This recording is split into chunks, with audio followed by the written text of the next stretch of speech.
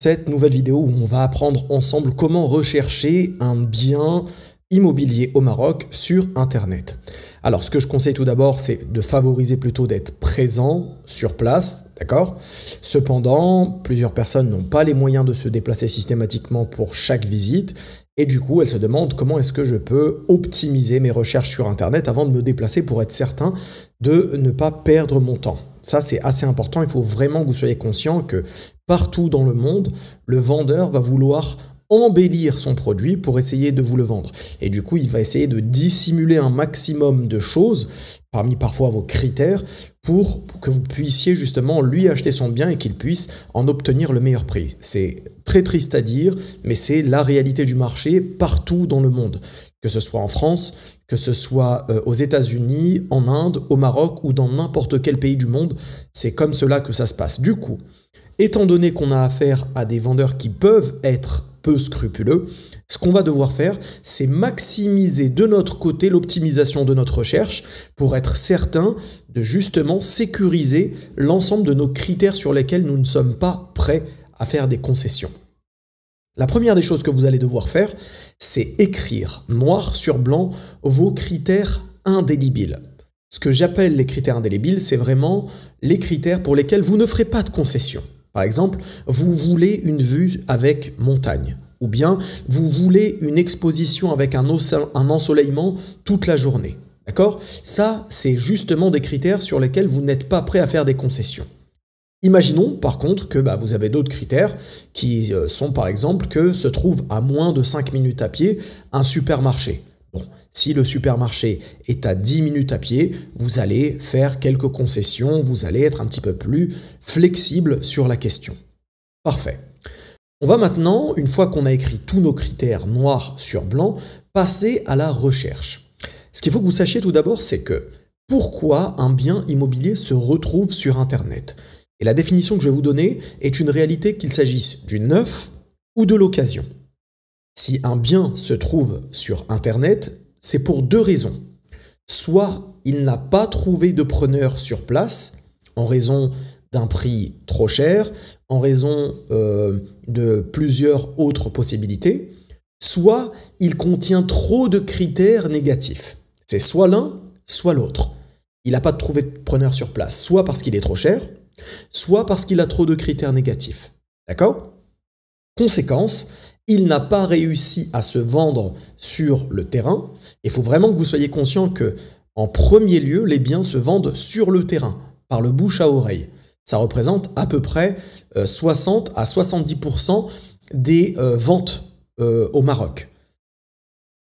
Tout ce qui se retrouve sur Internet, c'est justement l'une des deux définitions. Soit il est trop cher, soit il a des critères trop négatifs. S'il est trop cher, c'est pas grave pour nous. Pourquoi ce n'est pas grave? Parce qu'on va pouvoir le négocier et le ramener à son prix réel. La personne aura été un petit peu malmenée, un petit peu embêtée par le fait de vouloir le vendre sur le terrain, elle n'aura pas réussi, et une fois de plus, si elle ne parvient pas à le vendre sur Internet, c'est que là, elle risque de garder ce bien sur les bras alors qu'elle a peut-être besoin de liquidité immédiatement. Du coup, c'est là où vous allez avoir votre levier à jouer, c'est justement sur le fait de négocier le bien, d'accord? Si par contre, il contient trop de critères négatifs par rapport à vos recherches, alors là, passez votre chemin, même si l'annonce a l'air alléchante. Vraiment, ne vous fiez pas aux annonces alléchantes. Je vous donne un tips qu'il faut que vous notiez et que vous imprimiez dans votre fort intérieur, c'est le suivant. Il n'existe pas de bonne affaire. La bonne affaire, c'est lorsqu'on donne le prix bon face au bien bon. D'accord? La bonne affaire, c'est finalement avoir un prix à la hauteur de nos capacités avec un bien que l'on souhaite. C'est ça une bonne affaire. Ce n'est pas se dire « Ah, je l'ai acheté bien en dessous du marché, du coup je suis gagnant, lui il est perdant ». Non. Malheureusement, ce n'est pas comme ça que ça fonctionne. Une bonne affaire pour une personne qui achète de l'immobilier au Maroc, c'est quelqu'un qui trouve ce qu'il souhaite à la hauteur de son budget, tout simplement. D'accord? Voilà. Ça, c'était pour l'introduction. Et sans plus tarder, vous allez voir que cette vidéo, elle va contenir énormément d'informations que vous n'avez vues nulle part ailleurs. Comme d'habitude, abonnez-vous à cette chaîne, Maroc Invest Conseil. Vous allez pouvoir y retrouver des conseils sur l'investissement au Maroc et sur les pièges sur lesquels je suis tombé malheureusement, et justement je vous les donne pour éviter que vous tombiez dessus. Et justement, vous allez voir que vous allez avoir beaucoup de tips que vous n'avez jamais entendus ailleurs. Donc restez bien jusqu'à la fin de cette vidéo pour ne rien manquer. Je vous dis pas du tout ça pour le watch time, je vous dis ça réellement parce qu'il y a des choses qu'il faut que vous sachiez jusqu'au bout. C'est très important. Comme vous avez pu le constater, cette vidéo ne fait pas l'objet d'un montage. Je parle directement avec le micro et mon écran présenté. Il n'y a pas vraiment de texte préétabli. J'ai quelques notes et je vais avancer petit à petit. Très bien. On commence maintenant. Tout d'abord, il faut que vous sachiez quels sont les sites sur lesquels on recherche un bien immobilier. Il y a tout d'abord Mubawab, donc qui se définissent comme étant le premier site immobilier du Maroc. Il y a Avito, qui est l'équivalent de Le Bon Coin en France, et moins connu, et là où beaucoup d'affaires se passent, Facebook Marketplace. D'accord ? Il faut que vous sachiez qu'au Maroc, Facebook Marketplace a au moins la même notoriété que Le Bon Coin en France. Conséquence, vous allez avoir énormément d'annonces sur Facebook Marketplace. C'est vraiment très important de le savoir. Ok, ça, on va dire que c'est les 3 sites principaux. Après, bien sûr, il y en a d'autres. Vous allez pouvoir tomber peut-être sur Maroc Annonce, Top Annonce, etc. Mais ils sont plus minimes et moins sollicités. D'accord ? Donc, pour faire simple, Mubawab, c'est plutôt le site qui va proposer des biens en lien avec des professionnels du bâtiment et des promoteurs. Avito, c'est plutôt la personne lambda qui va chercher à vendre son bien qu'il n'a pas réussi à vendre sur le terrain par l'intermédiaire de samsar. Donc on pourrait dire que les samsars, l'équivalent en France, ce serait un agent immobilier, d'accord ?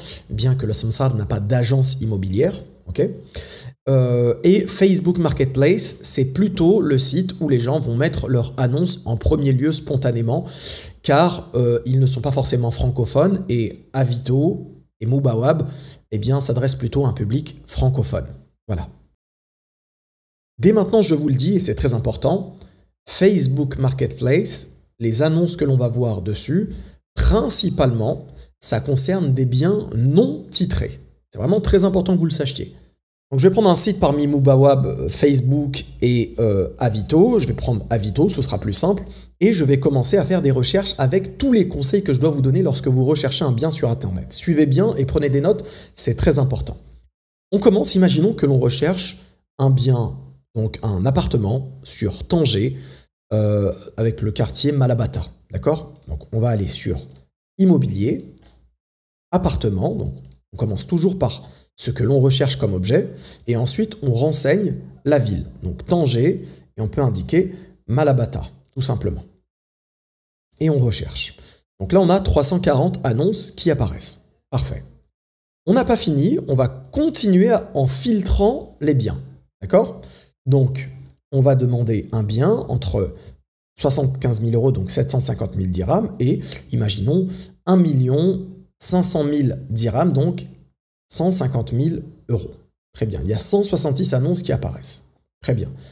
Ici, ce que je vous conseille, c'est tout de suite de filtrer au maximum ce que vous ne voulez pas. Par exemple, si vous ne voulez pas d'économique, vous mettez haut standing et moyen standing. Si vous voulez tant de chambres, par exemple minimum 2 chambres, vous mettez minimum 2 chambres. Si vous voulez un minimum de surface totale, par exemple 75 mètres carrés et pas en dessous, vous le mettez. D'accord ? La salle de bain. Est-ce que vous voulez un particulier, un professionnel, etc., etc., etc. Je vous conseille de mettre vraiment l'essentiel. Allez pas sur les détails car vous allez pouvoir faire des travaux et au Maroc, la main-d'œuvre n'est pas très chère, donc ne vous le passez pas d'un bien qui pourrait être votre future maison. J'affiche donc les annonces et je vais avoir plusieurs annonces qui s'affichent, tout simplement. D'accord ? Donc là, c'est assez important. On va commencer avec les conseils. Écoutez bien. On va se dire qu'il faut absolument qu'on évite les escroqueries. Et comment est-ce qu'on évite les escroqueries? Les escroqueries, on les évite tout d'abord en évitant les annonces sans numéro de téléphone, en évitant les annonces sans photo. Là, il n'y en a pas, c'est tant mieux. En évitant de donner ses données personnelles lorsqu'on nous les demande, c'est très important, d'accord? et en ne cliquant sur aucun lien externe qui n'a aucun rapport avec l'annonce en question. Ça marche? Très bien. On va donc se pencher sur une annonce, celle qui nous intéressera le plus. Donc appartement 3 chambres, parking, 3 minutes TGV, ok. On va dire qu'il semble être dans le prix que l'on recherche. On en a un là, attention, même si on a mis Malabata, en fait, c'est une annonce. Vous voyez ici, il y a marqué visiter ici, c'est que c'est une annonce, donc on ne clique pas dessus. Et on va donc, comme ça, parcourir petit à petit les images que l'on voit et s'arrêter sur ce qui nous paraît être le mieux. Attention, les photos 3D, forcément, c'est des projets. Ce n'est pas des produits finis. C'est très important. Donc, on en arrive à cette annonce, d'accord, qu'on prend tout à fait au hasard, et on clique dessus. Donc, regardez bien. On voit donc tout d'abord que c'est Mirmar da Castel, donc ça semble être un vendeur. On va cliquer pour voir ce qu'il vend. On voit qu'il vend plusieurs biens. Est-ce que c'est un promoteur ou est-ce que c'est un agent immobilier? Ça semble plutôt être un agent immobilier car il est sur plusieurs quartiers avec, semble-t-il, des maisons d'occasion. D'accord, donc c'est une agence immobilière, on continue. Très bien. On voit les frais de syndic, on voit le nombre de salles de bain, le nombre de salons, les étages, les chambres, et ici, on ne voit pas d'ascenseur, par exemple. D'accord? Donc, se situe à Malabata, dans un complexe sécurisé avec piscine. Très bien. Si, on voit que là, finalement, il y a l'ascenseur, donc pas de souci. Très bien. Quand on arrive à ce stade-là, et là, écoutez bien, c'est là où on va commencer à avoir des informations importantes. On clique sur les annonces, les photos, et on va essayer du mieux que l'on peut de regarder les fenêtres ouvertes, les fenêtres qui laissent une exposition au soleil, et on voit si la maison est exposée au soleil, oui ou non. Dans le cas présent de cette cuisine, sachez que la luminosité ne représente pas là, dans cette photo, une exposition au soleil. Le soleil est plutôt caché.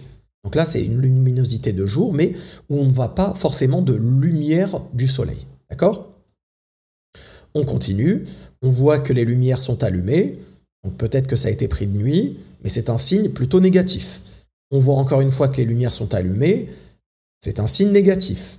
Encore une fois ici, on voit que c'est assez sombre, et on voit qu'il n'y a pas de soleil qui tape directement sur l'appartement. Voilà, on doit s'en inquiéter. Très bien. Maintenant, on observe ici une vue sur mer. D'accord? On observe une vue sur mer. Très bien. On va essayer du coup de considérer est-ce que cet appartement est amené à être exposé au soleil, oui ou non. Alors regardez bien comment je vais faire. Je vais tout simplement sur Google, sur Maps. D'accord? Je vais sur le secteur de Tanger,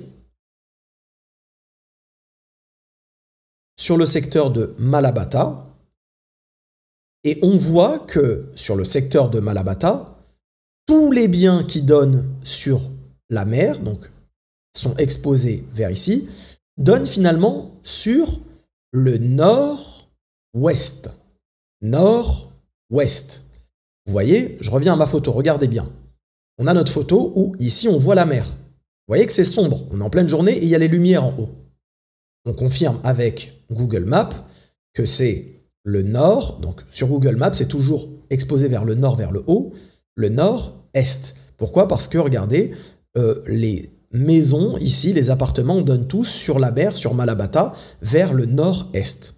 Vers le nord-ouest, excusez-moi. Très bien. Le nord-ouest. Est-ce que le nord-ouest est exposé au soleil? Donc, étant donné que j'ai des petites connaissances, moi, je peux y répondre spontanément, mais tout le monde ne peut pas y répondre, même si on sait que le soleil se lève à l'est et se couche à l'ouest. On est d'accord. Cependant, qu'est-ce qu'on va faire? On va aller sur cet outil, Sun Earth Tools. C'est un site très important, je vous conseille vraiment de le noter. À quoi va nous servir ce site? On va cliquer sur la position du soleil. Là, on va ensuite localiser la ville dans laquelle on veut voir si notre futur bien est exposé, oui ou non, au soleil. Donc, qu'est-ce que je fais? Je vais directement sur Tanger, dans le quartier de Malabata. Ça, c'est le quartier de Malabata, d'accord? Je prends n'importe quel appartement qui donne sur la corniche, donc dont la vision est la corniche et la mer. D'accord? Donc regardez, je zoome et je vais me dire que, bah, allez, cet appartement ici, là, qui est ici, il donne directement sur la mer. Donc, est-ce que oui ou non, il est exposé au soleil? Donc, regardez bien ce que je vais faire. Je viens, je double-clique sur ma localisation, d'accord, afin qu'il mette et qu'il ancre le point. Et je vais donc avoir un graphique qui va apparaître et qui va me dire quelle est la course du soleil, tout simplement. Voilà, j'ai double-cliqué simplement et j'ai attendu, il a calculé et il me ramène donc avec la course du soleil. Regardez bien. Avec cet appartement-là, pour faire simple, d'accord? Eh bien, le matin, en été, hein, là je vous parle en été, entre 7 heures et 15 heures, je n'aurai jamais de soleil. Donc la partie de l'année où il y a le plus de soleil, je n'aurai jamais de soleil entre 7 heures et 15 heures. Est-ce que c'est clair? Maintenant, admettons que l'on ne soit pas en été, mais plutôt en hiver. Donc je mets le mois de décembre. Il va recalculer et me mettre cette fois-ci la course du soleil en circonstance du mois de décembre. Et regardez là cette fois-ci, je ne vais jamais avoir de toute la journée de soleil qui va apparaître.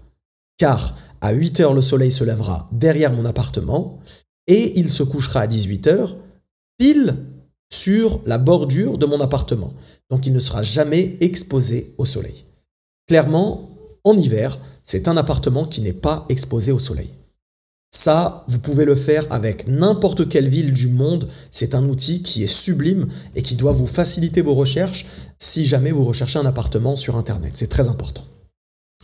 On revient là où on en était. Très bien.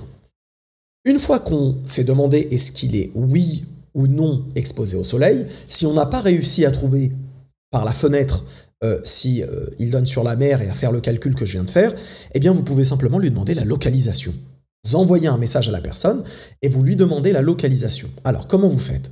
Vous allez sur contacter le vendeur, vous l'enregistrez et vous allez aller sur WhatsApp pour contacter la personne. C'est beaucoup mieux. Vous allez pouvoir avoir directement son numéro de téléphone, les photos qu'il donne des biens, etc. Vous communiquez sur WhatsApp, comme ça au moins vous ne payez pas l'appel avec votre forfait téléphonique classique. Très bien. Une fois que ceci est dit, très important. Là, j'ai pris ce bien qui semble être un complexe, donc ce qui va suivre n'a pas forcément de sens dans ce que je vais vous dire. Mais regardez, imaginez que j'aille sur un autre bien, par exemple, ce type de bien-là, ou ce type de bien-là, par exemple. Je vais cliquer dessus, encore une fois, lumière, jour, c'est pas bon, c'est très bizarre, mais on va continuer car ce n'est pas le sujet. Là, il n'y a pas de localisation, d'accord? C'est très important ce que je vais vous dire. Cet appartement, il peut vous paraître comme étant très beau, très joli, un sol propre, des murs sains, un plafond sain, des beaux luminaires, des beaux matériaux, très bien. Cependant, demandez la localisation à la personne, non pas pour voir l'exposition au soleil cette fois-ci, mais pour autre chose. Qu'est-ce que vous allez voir? Eh bien, regardez, je vais vous montrer. Imaginez que l'on se trouve donc à Malabata, dans ce quartier, et que l'on aille, par exemple, sur cette rue, même si on est un tout petit peu plus éloigné de Malabata. D'accord? Très bien. On est sur cette rue. Eh bien, regardez par exemple. Imaginez que l'appartement, il se situe ici, tout en haut. Vous serez juste en dessous d'un snack. En dessous d'un snack, ça veut dire odeur, fumée, ça peut aussi vouloir dire bruit pendant la nuit en été, ça peut vouloir dire nuisible, etc., etc. D'accord? Deuxième exemple, vous allez peut-être aussi avoir parfois ce que l'on appelle des njars. D'accord? Des njars, c'est des menuisiers. Il y en a beaucoup qui sont juste en bas des immeubles. Encore une fois, prenez bien l'assurance, au moins en regardant sur Google, qu'il n'y ait pas de menuisier ou de carrossier. Car je peux vous dire qu'en achetant un bien ou en laissant par exemple ce que l'on appelle un arbon, ici donc une promesse d'achat en laissant un petit billet, eh bien vous allez vite vous rendre compte que vous allez perdre ce que vous avez avancé car il y a par exemple un menuisier, il y a un carrossier et ça c'est du bruit toute la journée, vous n'allez pas être tranquille. Vous ne voulez pas acheter un bien pour être dérangé, ce n'est pas le cas, on est bien d'accord. Et en plus, si vous allez le mettre sur Airbnb, eh bien, vous allez recevoir de très mauvais avis en conséquence. D'accord? Donc toujours vous demandez la localisation et vous allez sur Google Maps pour voir si oui ou non, il n'y a pas un commerce qui peut générer des nuisances juste en dessous. Ensuite, vous allez demander la photo de la façade. C'est très important. Une photo de la façade, pourquoi? Car vous allez pouvoir savoir, en utilisant une photo de la façade, vous allez pouvoir savoir si oui ou non, le logement que vous ciblez est propre ou non. Donc je vous donne un exemple. Je viens de lâcher mon petit personnage Google sur cette façade. C'est un immeuble qui est plutôt récent et là on voit que bon, il y a des petits problèmes d'érosion. On peut se dire que c'est normal, on est à côté de la mer. Cependant, c'est un premier signe de se dire que cet immeuble, peut-être que la copropriété ne s'entend pas sur les budgets à voter. D'accord? Et ça peut être très conflictuel. Conséquence, je vous invite vraiment à regarder comme ça, est-ce que la façade est bien ou pas par rapport à la localisation qu'on vous a donnée. Regardez cette façade, elle est très propre, même si c'est l'arrière. Et celle-là, quand vous regardez, eh bien malheureusement, il y a de l'érosion. Alors que toutes les autres, ce n'est pas forcément le cas. D'accord? Donc vraiment, renseignez-vous sur cela et renseignez-vous sur le fait que oui ou non, les charges de copropriété sont bel et bien payées par les autres copropriétaires. Le risque, c'est quoi? Plus la copropriété est grande, plus il y a de personnes qui ne payent pas, et plus vous allez avoir de risques d'avoir des ascenseurs en panne non remplacés, ou bien même pire, d'avoir un syndic qui est démissionnaire. Donc plus de ménage, plus d'entretien des parties communes, et là, je peux vous dire que pour revendre l'appartement par la suite, c'est très compliqué. D'accord? Donc toujours favoriser une petite copropriété ou sinon une copropriété avec laquelle les copropriétaires s'entendent parfaitement. D'accord? C'est très important. Autre chose, une fois que vous avez demandé la localisation, prenez l'assurance qu'il s'agit bien du bon quartier. Je vous donne un exemple. Malabata, c'est ici. D'accord? C'est tout ça, Malabata. C'est tout ce quartier-là. Eh bien, parce que ici, il y a un mall qui s'appelle Malabata Mall et qu'une personne va habiter là, à proximité, eh bien, ils vont vous dire qu'ils sont dans le quartier de Malabata, alors que pas du tout. Ce quartier ici, c'est Tanja Balia et le prix est beaucoup, beaucoup, beaucoup moins cher. Vraiment. Je vais revenir à ce qui est plus cher ou moins cher par la suite, ne vous inquiétez pas, mais au moins, faites ce petit check-in, c'est très important. Ensuite, vous demandez si le bien est titré. Vous demandez le montant des charges et comme je vous l'ai dit précédemment, vous demandez si les cotisations des copropriétaires sont bien à jour. Si ce n'est pas le cas, je vous déconseille d'aller plus loin. Vraiment, c'est un conseil que je vous donne, n'allez pas plus loin, même si le bien apparaît comme étant être une bonne affaire. Non, je vous ai parlé déjà de ce qu'est une bonne affaire et ça ne rentre pas dans ces critères-là. Très bien. Ensuite, étant donné que vous pouvez être amené aussi à aller sur Mubawab ou sur Facebook, comme je l'ai dit, eh bien ce ne sont pas les seuls endroits où rechercher un bien. Vous allez pouvoir rechercher un bien directement auprès des promoteurs. Je vous donne un exemple, on va aller sur Al-Omran, d'accord, qui est, je le répète, comme je l'ai dit dans une précédente vidéo, un promoteur affilié à l'État, donc qui a une bonne valeur de sécurité pour les personnes qui investissent, même sur plan. Qu'est-ce qu'on fait ensuite? On va aller très simplement zoomer sur les lieux qui nous intéressent. Donc là, en l'occurrence, on reste sur Tanger. On va cliquer ici et on va avancer petit à petit notre curseur pour savoir où est-ce qu'il y a des biens à vendre. Là, il y en a un qui est pas très loin de Tanja Balia, justement. Je clique dessus et je vois que c'est une zone industrielle. D'accord? Donc c'est une résidence qui va, à mon avis, plutôt avoir une vocation à vendre des terrains. D'accord? Titre foncier disponible, en savoir plus. Et vous allez pouvoir très simplement contacter par mail ou par téléphone Al-Omran pour avoir plus d'informations. D'accord? On va aller sur une autre occasion de Al-Omran à Tanger. Par exemple, la résidence Ibn Battuta. Voilà, très bien. Là, c'est le logo des bâtiments. Donc là, on a des appartements à partir de 250 000 dirhams. Voilà à quoi ça ressemble, on va aller plus loin. Là, en savoir plus. Et là, justement, on va pouvoir avoir, entre guillemets, plus d'informations. D'accord? Donc là, ça met un peu de temps à charger, mais quand il y a marqué livrable, c'est que ça a fini d'être construit. Très bien.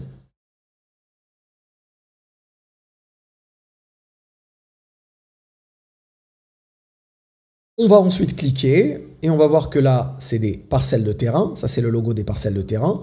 Parcelles de terrain et parcelles de terrain. Donc voilà, il y en a vraiment pour tous les goûts et pour tout le monde. D'accord?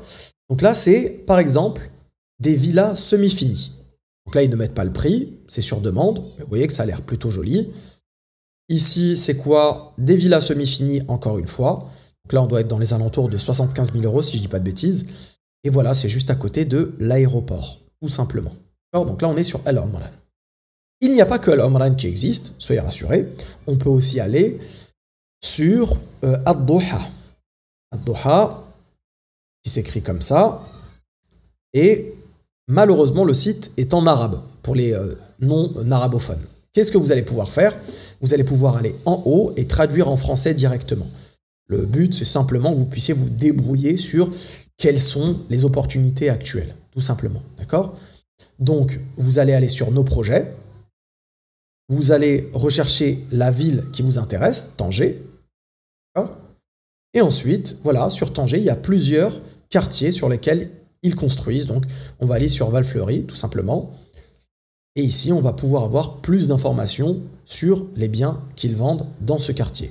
Voilà, regardez, il y a donc des images 3D, donc ce n'est pas encore construit. Il y a le prix à partir de 75 000 €, le contenu, etc. Bon voilà, c'est un quartier qui est plutôt pas mal, hein, Val-Fleury. Je ne sais pas si vous le connaissez, mais en tout cas, c'est pas mal. Et ça, vous allez pouvoir le faire pour toutes les villes, d'accord? Pour tous les quartiers, vous allez pouvoir rechercher au plus près vos projets.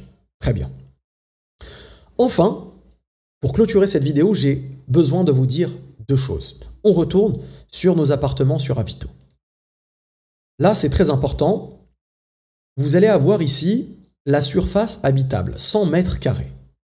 Là, il n'a mis que 2 photos, mais bien souvent, vous allez vous dire, mais c'est bizarre quand même, 100 mètres carrés, ça me paraît petit. Le salon et cette chambre, ça me paraît vraiment tout petit ce qu'il me propose. C'est étrange. Eh bien, sachez, et c'est très important, qu'au Maroc, n'existe pas de loi Carrez. La dimension d'un appartement et sa surface se calculent en incluant les balcons, toutes les surfaces du logement et même une partie des parties communes comme l'ascenseur. Ça rentre dans le calcul de la surface habitable. D'accord?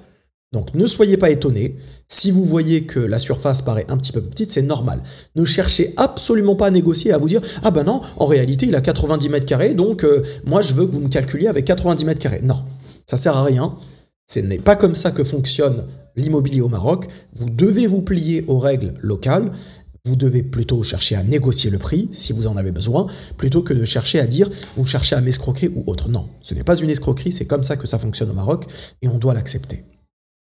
Toute dernière chose avant de vous laisser, en espérant que cette vidéo vous aura été très utile, excusez-moi, on va passer à ce site qui est fondamental. L'ANCFCC, l'Agence nationale de conservation foncière, du cadastre et de la cartographie. Vous vous rendez sans doute pas compte du travail que fait cette agence au Maroc. C'est énorme, c'est monstre. Vous allez avec le titre de propriété ou le numéro de titre de propriété que vous demandez à votre futur vendeur, eh bien pouvoir voir si effectivement le bien est bien titré, sans même vous déplacer. Mais plus que ça, et plus intéressant encore, vous allez aller dans l'espace média, dans publication. Ensuite, vous allez aller dans indice des prix des actifs immobiliers, et vous allez sur le premier trimestre 2025, ou même les autres années si ça vous intéresse. Mais là, je vais vous faire le test avec le premier trimestre 2025. Eh bien, regardez ce qui s'affiche. On va avoir devant nous, non pas des estimations de PMU, non pas des estimations de terrasses de café, non. Là, on a les indices de l'ANCFCC qui enregistre les ventes et qui connaît les prix auxquels se sont vendus les biens. Combien de biens se sont vendus, à quel prix, quand, pourquoi, comment. Ils ont toutes ces informations-là grâce au notaire et ils les retransmettent dans ce document ô combien important qui donne les indices des prix des actifs immobiliers dans les grandes villes du Maroc. Qu'est-ce qu'on peut voir immédiatement? Eh bien, ils vous ont même fait un résumé. Ils vous disent qu'au premier trimestre 2025, l'indice des prix actifs de l'immobilier a marqué d'un trimestre à l'autre une baisse de 1,8%. couvrant des diminutions de 2,1% pour les prix du résidentiel à 2,5% pour ceux des terrains. D'accord? C'est extrêmement important, ces informations-là, car c'est des arguments non négligeables de négociation. Avec ce document, vous pouvez dire au vendeur, écoutez, je suis désolé, le prix que vous annoncez n'est pas celui auquel se vendent les biens au Maroc. Moi, je vous propose le prix qui est justement calqué sur cet indice de l'ANCFCC. Mais regardez, je vais aller plus en détail. Il vous donne le recul des appartements, il vous donne le recul des maisons, des villas, et on voit que les appartements, contrairement aux villas, connaissent une légère augmentation. Très légère. D'accord? Très bien. Là, c'était du coup l'IPAI. Mais là, on va aller sur les nombres de transactions. On voit de combien de pourcents elles ont chuté. Regardez, c'est impressionnant. Au Maroc, il y a eu moins de ventes en 2024-2025. Pourquoi? Parce que les gens s'attachent à un prix qui n'existe plus. Ça y est, il faut être pragmatique. La Coupe du Monde ne se passera pas majoritairement au Maroc. C'est une réalité. Et en plus, étant donné qu'elle va être partagée avec l'Espagne et qu'elle se jouera uniquement dans 1 ou 2 stades au Maroc, maximum, et que la finale ne sera très certainement pas au Maroc, eh bien, qu'est-ce qu'il se passe? On n'a plus qu'à espérer que la prochaine Coupe du Monde se déroule au Maroc peut-être dans 50, 60, si ce n'est même plus, en termes d'années. 70 ans peut-être. Donc, je ne dis pas que c'est que la Coupe du Monde qui ramène une augmentation des prix, mais en tout cas, il y a eu une certaine spéculation dans ce sens. Et là, on voit que depuis l'annonce pragmatique des matchs qui vont se dérouler, eh bien, on voit que boum, il y a une grosse chute parce que beaucoup de gens ont acheté très cher et beaucoup de gens aujourd'hui refusent d'acheter à ce prix parce qu'il n'y a plus de raison d'acheter à ce prix, ce qui est tout à fait normal. D'accord?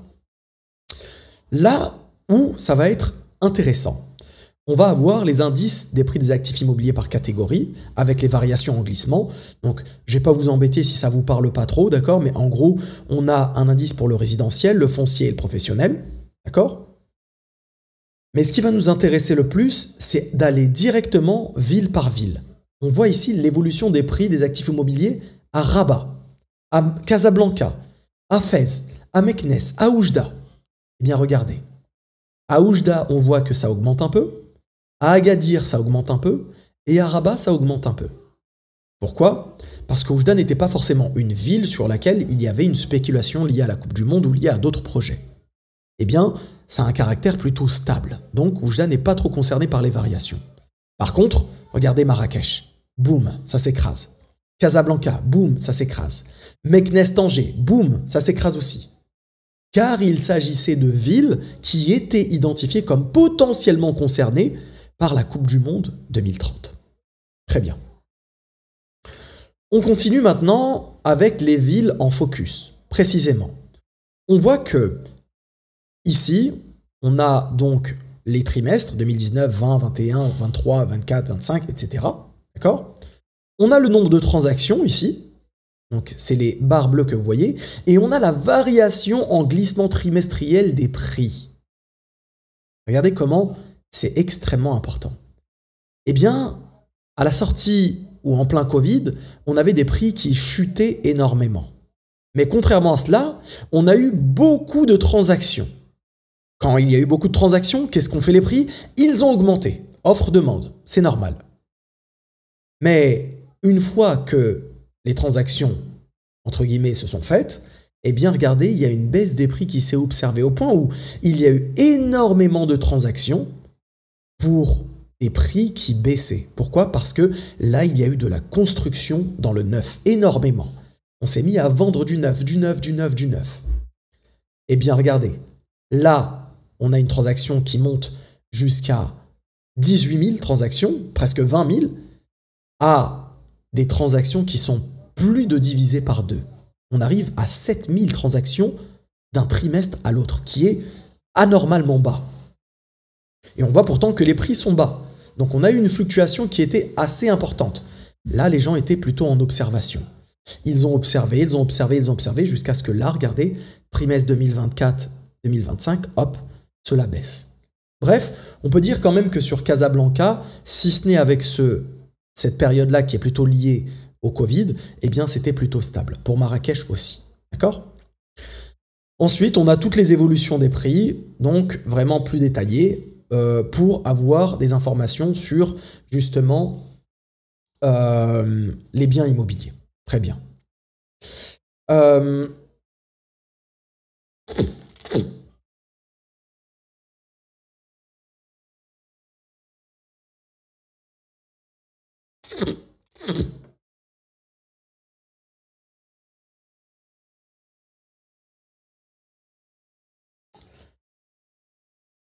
Enfin et pour finir,